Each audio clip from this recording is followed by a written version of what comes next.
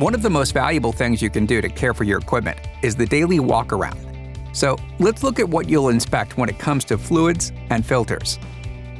Before you get started though, check your operation and maintenance manual for proper safety procedures, and always wear appropriate personal protective equipment.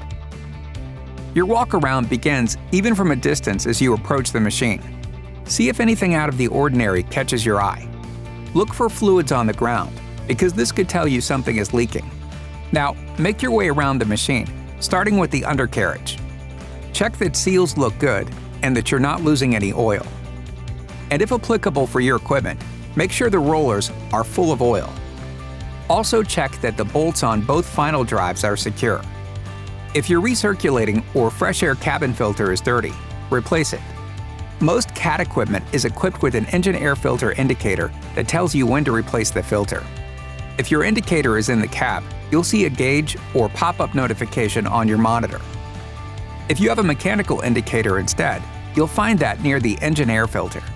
When it's in the red, that means it's time to replace the air filter and reset the indicator. Also check the indicator and reset it during inspection so that you can make sure it's functioning properly. Squeeze the dust valve below the air filter housing to make sure it's flexible and opens and closes properly. Remember not to clean filters, but to replace them. Any amount of filter cleaning can damage the filter media and compromise its ability to protect your engine from harmful debris.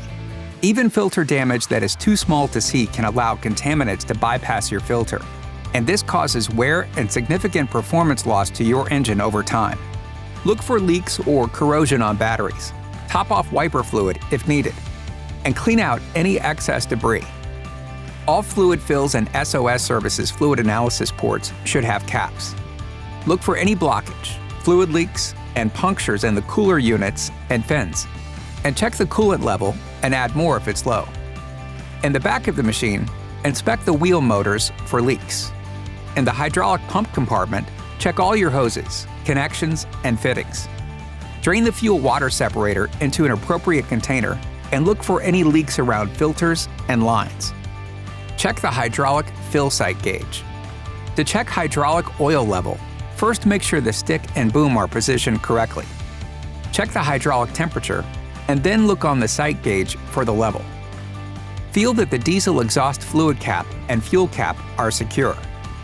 On the CAT 323 excavator, the engine compartment is up these stairs.